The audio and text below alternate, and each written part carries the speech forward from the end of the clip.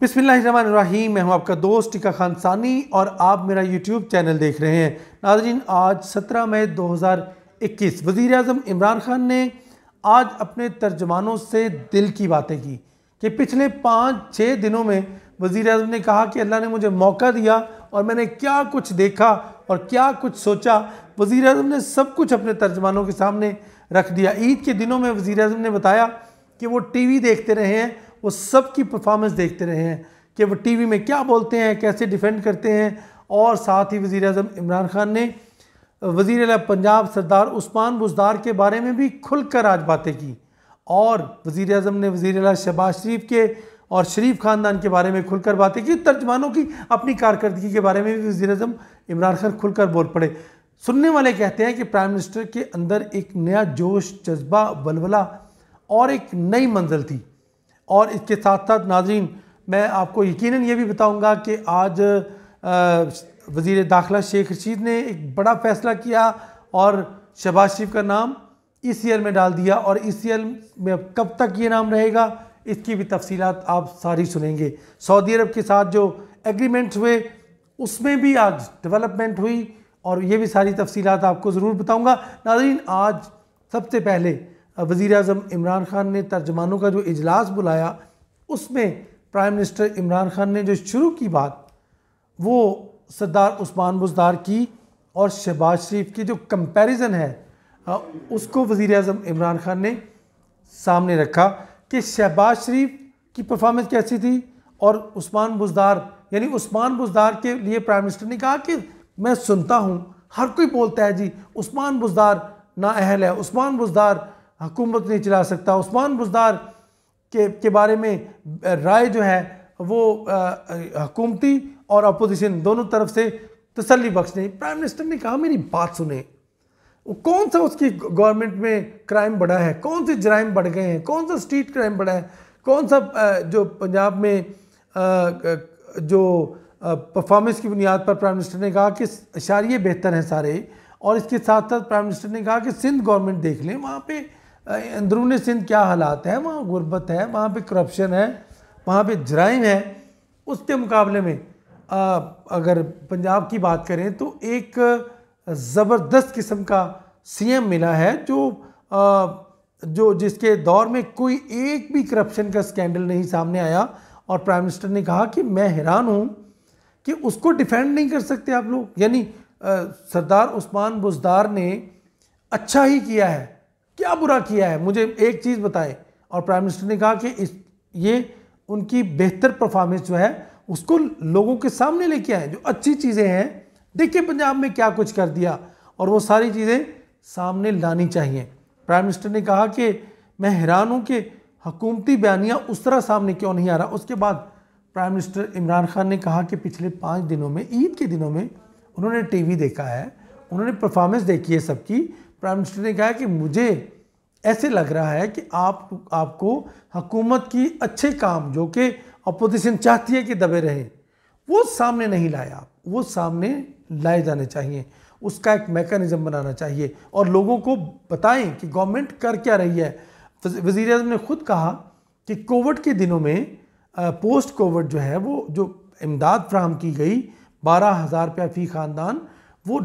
आलमी बैंक ने उसका एतराफ़ किया और ये खबर, एक भी खबर मीडिया में उस तरह नहीं चली, उसको हाईलाइट नहीं किया गया कि पाकिस्तान का प्रोजेक्ट जो 4 बड़े मंसूबों में शामिल हो गया है सोशल प्रोटेक्शन का, उस पर किसी ने बात ही नहीं की। इसके साथ साथ प्राइम मिनिस्टर ने कहा कि मैं समझता हूँ कि इसको एहसास प्रोग्राम को, जो कि हमारा फ्लैगशिप प्रोग्राम है, इसको अवाम तक इसके समरात पहुँचने चाहिए और ख़बर भी पहुँचनी चाहिए कि एहसास प्रोग्राम की दुनिया में कितनी पजीराई है और उसके बाद कोविड के दिनों में कितनी बड़ी प्रोटेक्शन थी, ये सोशल प्रोटेक्शन, समाजी तहफ़्फ़ुज़ था उन लोगों का जो कि कोरोना से मुतासिर थे। और प्राइम मिनिस्टर ने शाबाश दी सानिया निस्तर को भी। और उसके साथ साथ आज शहबाज शरीफ साहब भी डिस्कस हुए, न सिर्फ सिंध गवर्नमेंट, पंजाब गवर्नमेंट की माजी की हुकूमतें, बल्कि शहबाज शरीफ के बारे में जब सवाल आया कि ECL में उनका नाम डाल दिया गया है और प्राइम मिनिस्टर ने वाज़े किया कि ये मामला सियासी नहीं, ना ही वो शहबाज शरीफ के लिए ये सब कुछ कर रहे हैं। ये प्राइम मिनिस्टर ने कहा कि ये सरीहन कोर्ट ऑफ लॉ का मसला है और ये इंसाफ के तकाजे पूरे होने चाहिए। वज़ीर आज़म ने अपनी मिसाल कायम रखी कि अगर मैं कोई गलत काम करता हूँ और मैं ये एक्सपेक्ट करूँ कि मैं उसका पुलिस का सामना नहीं करूँगा, या फिर मेरे ऊपर कोई कानून नाफिज नहीं होता, या फिर इंसाफ के तकाजे पूरे नहीं होते अगर इंसाफ बराबर की बुनियाद पर ना हो, तो वज़ीर आज़म ने कहा कि ये तो उनको तो फेस करना है अपने मुकदमात को। ये तो रूल ऑफ लॉ का मसला है, कानून की बालादस्ती का मसला है। प्राइम मिनिस्टर ने साथ ही कुछ महंगाई की जो बातें थी, प्राइम मिनिस्टर ने कहा कि महंगाई का चैलेंज पूरी दुनिया को कोविड की वजह से है, लेकिन अपोजिशन इसको बयानियाँ बना के हुकूमत को बदनाम करने की कोशिश कर रही है और ऐसे साबित कर रही है जैसे हुकूमत डिलीवर ही नहीं कर पा रही। वज़ीर आज़म ने कहा कि अल्लाह के बंदो, तुर्की में 20% महंगाई हो गई, अमेरिका में महंगाई हो गई, बरतानिया में महंगाई हो गई, यूरोप महंगा हो गया, चीज़ें पूरी दुनिया में कोविड की वजह से महंगी हो गई और पाकिस्तान में चीज़ें बेहतर हुई हैं, इकोनॉमी बेहतर हुई। महंगाई की का एक बयानिया बना लिया अपोजिशन ने। दरअसल उन चीज़ों को हाईलाइट करने की ज़रूरत है जो कि बेहतर की है हमने। प्राइम मिनिस्टर ने कहा कि एक्सपोर्ट हमारी 13.5% बढ़ गई है, खबर ही नहीं दे रहे, यानी बयानिया कुछ और चल रहा है कि महंगाई महंगाई महंगाई। प्राइम मिनिस्टर ने कहा कि देखिए न सिर्फ एक्सपोर्ट, सीमेंट की प्राइम मिनिस्टर ने बात की कि सीमेंट की कीमत जो फ़रोख्त है वो 40% बढ़ गई है। इसके साथ साथ प्राइम मिनिस्टर ने दीगर जो इकोनॉमी के इशारे बेहतर हुए हैं, कुछ 58%, कोई 10%, कोई 15%, हर चीज़ को प्राइम मिनिस्टर ने सामने रखते हुए बाकायदा तौर पे अपने तर्जमानों को कहा कि ये चीज़ें हैं जो अवाम में हाईलाइट होने वाली हैं, ये पॉजिटिव चीज़ें हैं जो गवर्नमेंट का क्रेडिट में आती हैं। और प्राइम मिनिस्टर ने कहा कि किसानों को 1100 अरब मिल चुका है, ये चीज़ हाईलाइट नहीं हुई। इसके साथ साथ जो गवर्नमेंट ने पंजाब में ख़ास तौर पे इतने अच्छे काम किए हैं किसानों के लिए, आम दिहाड़ीदार के लिए, मजदूर के लिए, मेहनत कश के लिए, आम किसान के लिए, गन्ने के किसानों के लिए, इवन हर चीज़ प्राइम मिनिस्टर ने कहा कि ये वो चीज़ें हैं जो अब आवाम के सामने आनी चाहिए। तो नाज़रीन, वज़ीर आज़म इमरान खान ने आज बड़ा ज़बरदस्त और दबंग किस्म का खिताब करते हुए तर्जमानों को ये हदफ सौंपा है कि वो बाकायदा हुकूमती अच्छी कारकर्दगी जो है न सिर्फ वो सामने लाएं, बल्कि वो ख़ुद भी परफॉर्मेंस अपनी को मॉनिटर करे और उसको अच्छी करे और आवाम के सामने लाएं। इस दौरान प्राइम मिनिस्टर इमरान खान ने यह भी कहा कि जो हम बयानियाँ हैं अब उसको हम बदल रहे हैं, जो चोर, डाकू, लुटेरा, ये मुसलसल इसकी किरदार अब हमने ख़त्म करके अवाम को बता दिया हमने कि कौन लुटेरा है, कौन डाकू है, कौन चोर है, अवाम समझ गए। अब हमें उससे आगे निकलना है, अब हमें परफॉर्मेंस की तरफ देना है, अब उनसे रिकवरी का मामला है। और प्राइम मिनिस्टर ने कहा कि अब मैं रिकवरी करके दिखाऊंगा और बताऊंगा कि रिकवरी कैसे होती है। बहरहाल आज प्राइम मिनिस्टर का खिताब दूसरे खिताबात से कुछ मुख्तलिफ था और प्राइम मिनिस्टर ने फिर पार्लियामेंट हाउस में भी जाके कहा कि भरपूर दिफा करें। नाज़रीन, इस इजलास में चूँकि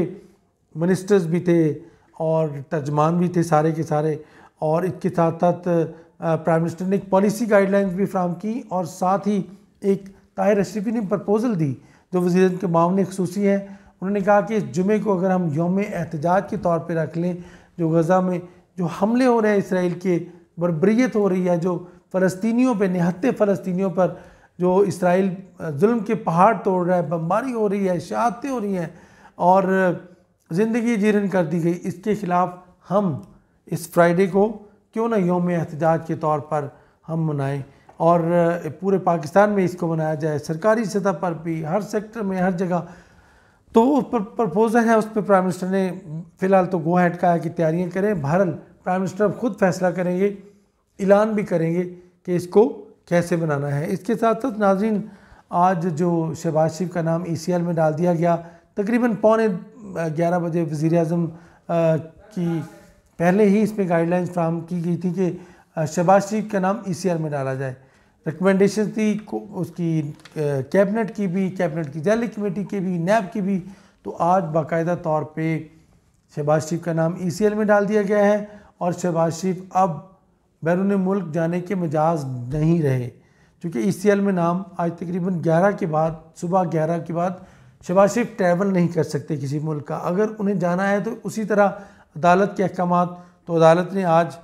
इस्लामाबाद लाहौर हाई कोर्ट में दोबारा उन्होंने चैलेंज किया है। अदालत की तरफ से नोटिस फ्री कैन को जारी किए गए हैं FIA के DG और मुतल्लिका हुकाम, और उसमें ब्लैक लिस्ट और ECL वाला मामला दोनों सामने रखे गए हैं। दूसरी तरफ वफाक ने भी प्रॉपरली अपना होमवर्क मुकम्मल किया हुआ था और वफाक ने इस्लामाबाद हाई कोर्ट के फैसले को सुप्रीम कोर्ट में चैलेंज कर दिया है, और अब सुप्रीम कोर्ट अर्ली हियरिंग करके इस मामले को निपटाएगी और यकीनन उसके बाद सुप्रीम कोर्ट की तरफ से एक तफसीली फ़ैसला आएगा और जिसमें कुछ भी एक्सपेक्ट किया जा सकता है, लेकिन हुकूमत अपने बाल जो है वो बेहतर अंदाज में खेल रही है। नाज़रीन, इसके साथ साथ आज पार्लियामेंट में जो इजलास हुआ उसमें आज शहबाज शरीफ ने बोलना था अपनी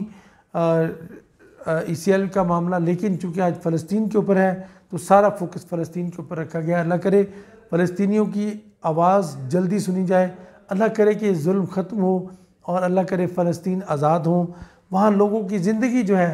वो बहाल हो। हम सब मुसलमानों की दुआ है। इसके साथ साथ टीका खान सानी को इजाज़त, और उससे पहले ज़रा सी मुख्तसर सी बात करना चाहूँगा। आज वज़ीर दाखिला शेख रशीद ने बाकायदा प्राइम मिनिस्टर को ब्रीफिंग दी है, जो सऊदी अरब से